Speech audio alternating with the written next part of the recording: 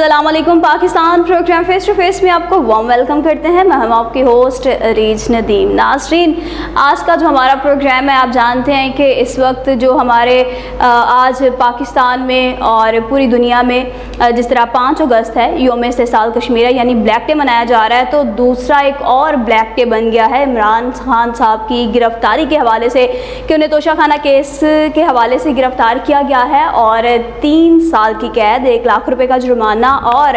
5 साल के लिए नाअहल करार दे दिया गया है। सेशन जो अदालत है इस्लामाबाद की, उन्होंने ये फ़ैसला किया है तोशाखाना केस में। तो नाज़रीन, तोशाखाना केस जो कि बहुत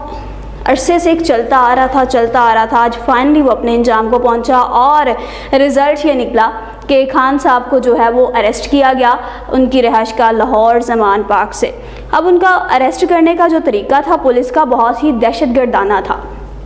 घर के दरवाजे तोड़े गए और फिर उन्हें अरेस्ट किया गया है। खान साहब की जानिब से ये कहा गया है कि उनकी जो गिरफ़्तारी हुई है ये गैर कानूनी है, पुलिस के पास कोई भी ऐसा एविडेंस या उनके पास अरेस्ट वारंट नहीं थे।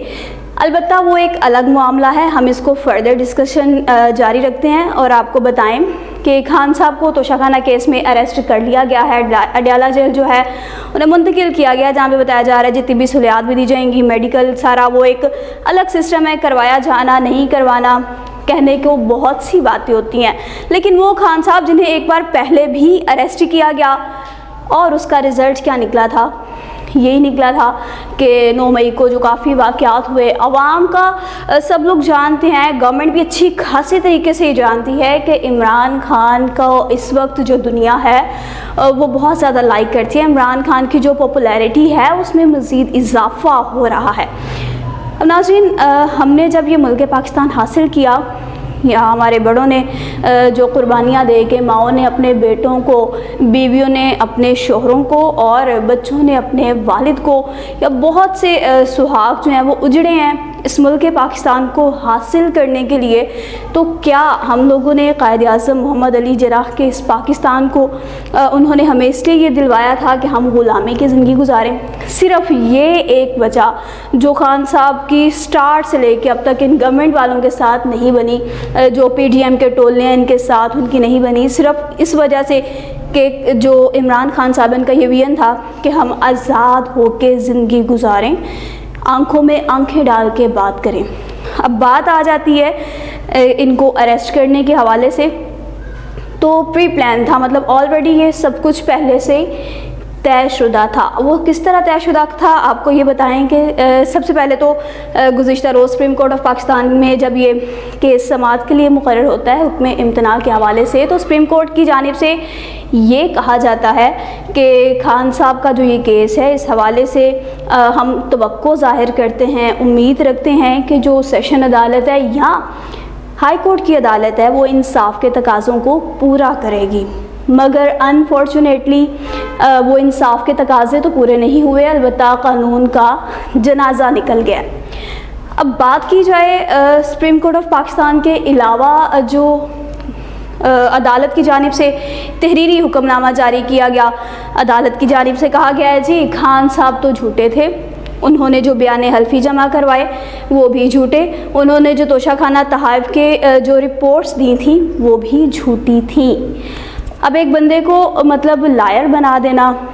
कि वो झूठा है, और देखा जाए सवाल ये पैदा होता है कि एक बंदा किस तरह झूठा ये हो सकता है कि जो सिर्फ इस बात पे एग्री करता था कि इलेक्शन साफ शफाफ हों, हमने आज़ाद रहना है। ये चीज़ें जो हमारी गवर्नमेंट वालों को रास नहीं आई और हुकूमत ने अपनी इंतकामी कार्रवाइयाँ इक़्तिदार में आते ही शुरू कर दी। अब वो इक़्तिदार में आते कार्रवाइयाँ इस तरह शुरू हुई हैं कि खान साहब जो हैं उन्हें अरेस्ट किया गया, जो कि एक बहुत ही शॉकिंगली है। देखा जाए तो प्रोटेस्ट करना हर किसी का राइट बनता है, प्रोटेस्ट के लिए आवाम बाहर निकली, मगर उनमें से माँ बेटा जो हैं वो उन्हें लाहौर से अरेस्ट किया गया। जी हाँ जी आपको नहीं पता कि प्रोटेस्ट नहीं करना, तो वही ये कहाँ की बात है कि अगर आप अपना एहतजाज रिकॉर्ड करवाना चाह रहे हैं या पुरअमन एहतजाज कर रहे हैं तो आपको उससे मना किया जाए, ये तो फिर वही गुलाबी वाली बात आ जाती है। अब अगर देखा जाए कि अगर जज साहब कहते हैं जी ये बंदा झूठा है, अदालत की जानिब से जो तहरीरी हुक्मनामा आता है वो कहते हैं जी ये बंदा झूठा है, तो देखा जाए सवाल ये पैदा होता है कि ये बंदा किस तरह झूठा है, क्योंकि जो एक बंदा झूठा होगा उसको बहुत ही ज़्यादा खौफ व ख़तरा होगा, लेकिन ये बंदे की पार्टी तोड़ दी गई, इस बंदे को तितर बितर इसके सारे साथी कर दिए गए, ज़बरदस्ती प्रेशराइज करके प्रेस कॉन्फ्रेंसेस भी करवाई गई उनसे, पार्टीज़ छोड़ जाएं, पार्टी भी छोड़ गए, अकेला रह गया, अपनी पेशियों का मुकाबला करता रहा, हर पेशी पे आता जाता रहा। अगर ये झूठा होता या भगोरा होता, भागने की कोशिश करता, जिस तरह ये इक़्तिदार में थे जी नवाज़ शरीफ साहब, जिन्होंने मुल्क पाकिस्तान पे इतनी देर इक़्तिदार में रहे, हुकूमत की, आवाम को लूटा और फिर आखिरकार जब नाहल हुए, बीमार हो गए, अभी तक बीमार हैं, जब तक वापस नहीं आए जी, दवाई लेने गए थे लंदन में। तो अब खान साहब की अगर बात की जाए तो बहुत ही डिफरेंस आ जाता है खान साहब में और इस पीडीएम के इत्तेहादी टोले में। अब देखा जाए तो जरदारी का और नून लीग का आपस में अच्छा खासा गठजोड़ है। ये सब लोग जानते थे कि इलेक्शन जो हैं उसमें मतलब हीले बहानों से काम लिया जा रहा है, जो एक्चुअल में ड्यूरेशन बनता था इलेक्शंस का वो नहीं हुआ, और वो इस वजह से नहीं हुआ क्योंकि खान साहब को सबसे पहले रास्ते से हटाया जाना था, देन इलेक्शंस होने थे। अब देखा जाए तो अभी कुछ दिन पहले ये बात बताई गई कि 9 अगस्त को असेंबलीज तहलील हो जाएंगी। अब एक तरफ 9 अगस्त को असेंबलियों का तहलील होना और दूसरी जानिब खान साहब को अरेस्ट करना, ये दोनों जो हैं ये इसको आप कोइंसिडेंस नहीं कह सकते, क्योंकि ये ऑलरेडी पहले से प्लान शुदा है। अब प्लान शुदा इस तरह है कि अब देखा जाएगा कि 9 अगस्त को असेंबलियाँ तहलील होनी है, आज खान साहब को अरेस्ट किया गया है और कल हालांकि सुप्रीम कोर्ट की जानिब से ये उम्मीद जाहिर की जा रही थी कि जो फ़ैसला होगा वो इंसाफ के तकाज़ों को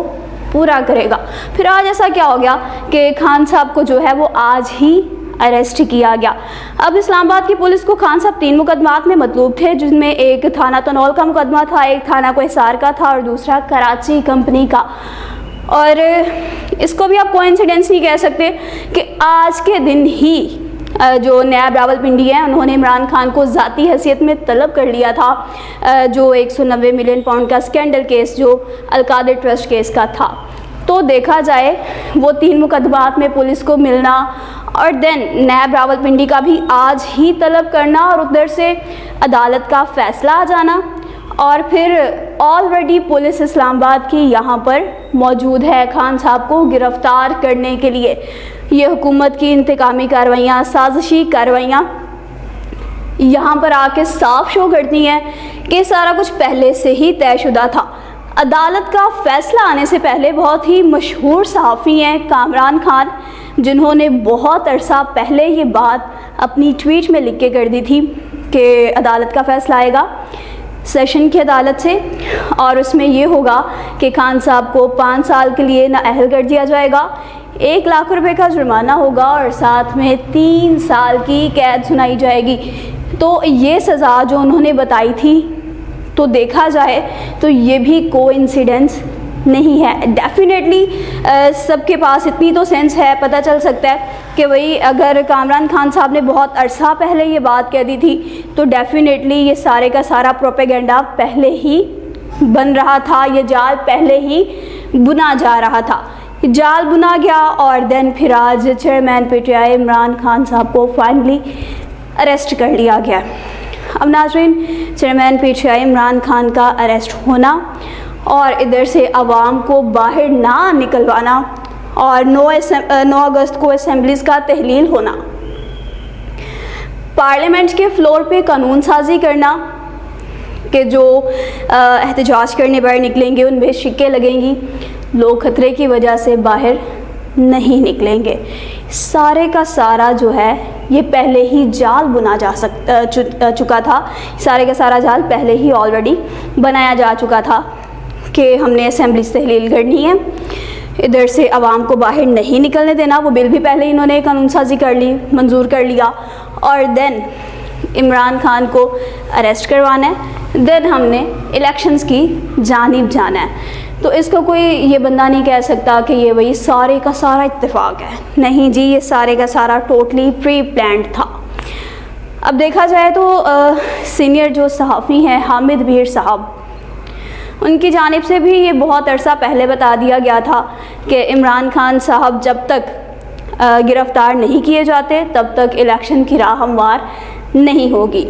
तो उनका भी जो देखा जाए ये एक तज्जिया था, जो उन्होंने एनालिसिस किए थे, वो भी आज सच साबित हो गए हैं। अब एक तरफ इमरान खान साहब अरेस्ट होते हैं तो दूसरी जानिब माशाल्लाह जो वज़ीर इत्तलात हैं मरियम औरंगज़ेब साहिबा, उनका बयान आ जाता है। वो कहती हैं जी इमरान खान की गिरफ़्तारी का इलेक्शन या हुकूमत से तो कोई ताल्लुक़ ही नहीं है, और वही अगर ताल्लुक़ नहीं है तो फिर आज ही मतलब 9 अगस्त को असेंबली से तहलील कर रहे हैं, आज आप उन्हें अरेस्ट कर रहे हैं और कल जो है वो सुप्रीम कोर्ट की जानिब से ये कहा जाता है कि इंसाफ के तकाज़े पूरे हों, ठीक है, जो भी फ़ैसला करे अदालत की जानिब से होगा वो मतलब इंसाफ के तकाज़ों को पूरा किया जाएगा। तो ये सारी की सारी चीज़ें क्या थी। फिर मरियम नवाज़ के जलसों की जानिब आप जाएँ तो 11 प्लेइंग फील्ड, अब मरियम नवाज़ ने प्रॉपर वो जो एक अपने जलसों में कहती थी कि वही नवाज़ शरीफ को नाअहल किया तो इमरान खान भी नाअहल होगा। बहुत से जलसों में, रैलीज़ में उन्होंने ये अपने खिताबात में कहा है। तो देखा जाए तो उनकी भी ये जो इंतकामी कार्रवाई थी 11 प्लेइंग फील्ड की, वो भी आज पूरी हो गई है कि एक खान जो है वो सब पे भारी बना हुआ था, इन्होंने तोड़ने की कोशिश की, वो नहीं टूटा। उन्होंने मतलब प्रॉपर जो इनके वर्कर्स थे उनको जेलों में डाल दिया, मतलब ज़बरदस्ती मीडिया पे कॉन्फ्रेंसेस भी करवाई कि हमारा इमरान खान से कोई ताल्लुक़ नहीं है या हमारा सियासत से कोई ताल्लुक़ नहीं है या हम पार्टी छोड़े हैं। लेकिन उसके बावजूद वो अकेला बंदा जो है वो अपनी सारी की सारी मुसीबतों का सामना करता रहा और आज फाइनली जिस केस को भी चल रहा था और अभी इसके रिज़ल्ट्स नहीं निकलने चाहिए थे, मगर चूँकि 9 अगस्त को असेंबलियाँ तहलील करने का इन्होंने कहा था तो आज इन्होंने इमरान खान साहब को अरेस्ट करवा दिया। अब देखना इसमें मज़ीद क्या पेचीदगियाँ निकलती हैं और इसमें क्या केस में हम पेशरफ्त आती है। जो माहिर कानूनदान है एतजाज़ अहसन साहब, वो भी कहते हैं कि अगर खान साहब अरेस्ट होते हैं या हुए हैं, जिस तरह उन्होंने कहा था कि इमरान खान को अरेस्ट अगर कर लिया जाता है तो पीर वाले दिन बाहर होंगे। तो देखना ये है कि क्या मंडे वाले दिन जो खान साहब हैं उनकी बेल हो जाएगी, क्या 3 साल की जो उन्हें ये सज़ा सुनाई गई है, क्योंकि तहरीक इंसाफ ने जो है ये अदालत का फ़ैसला चैलेंज करने का फ़ैसला किया है। तो देखना है कि क्या ये सज़ा कम होती है, और अगर सज़ा कम होती है तो क्या जो 5 साल की नाअहली है वो भी साथ ही ख़त्म हो जाएगी, क्योंकि नवाज़ शरीफ साहब और जहांगीर तरीन को जब नाअहल किया गया है तो ये भी न्यू इन लोगों की जानिब से बिल बनाया गया था, एक फ़ैसला किया गया था कि जो नाअहली है उसको ख़त्म किया जाए। तो अगर ये सज़ा ख़त्म होती है तो डेफ़िनेटली जहाँ तक हमारा इरादा है या हमारे व्यूज़ हैं या हमारे एनालिसिस हैं वो ये कहते हैं कि फिर जो नाअहली केस है वो भी ख़त्म हो जाएगा। लेकिन लेट्स सी देखते हैं कि मंडे वाले दिन तक क्या सिचुएशन रहती है और अभी क्या सिचुएशन रहती है, क्योंकि अता तारर साहब की जानिब से भी कहा गया कि अभी कहा गया है कि खान साहब ने अपने दौर में हमारे साथ बहुत ही भयानक सलूक किए हैं, हमें फ़लाँ जेल में डाला, फ़लाँ में डाला। तो सारे का सारा कंक्लूजन यही निकलता है कि हुकूमत ने अपनी जो है वो इंतकामी कार्रवाइयाँ की हैं कि अगर खान साहब के दौर में उनके साथ ये हुआ है तो वो भी डेफ़िनेटली करेंगे। लेकिन ये लोग इक़्तिदार के मज़े लूट रहे हैं, आवाम के ऊपर महंगाई का बम गिराया हुआ है, चोर लुटेरे सारे इकट्ठे हुए हैं और एक बंदा जो है वो उसको अपने रास्ते से हटाने की कोशिश कर रहे हैं। अभी ज़ाहिर है जिस तरह की इन्होंने कानून की शिकें लगाई हुई हैं, ना तो कोई बंदा सोशल मीडिया पे अपने ख़यालात का इजहार कर सकता है, ना ही बाहर निकल के पुरअमन एहतजाज कर सकता है, क्योंकि जो बाहर निकले हैं उन्हें अरेस्ट कर लिया गया है। तो लेट्स सी कि क्या होता है। तब तक के लिए आपके साथ फिर हाज़िर होंगे इमरान खान साहब की मज़ीद इस केस में क्या पेशरफ्त आती है नए प्रोग्राम के साथ। अपना ख्याल रखिएगा। अल्लाह हाफ़िज़।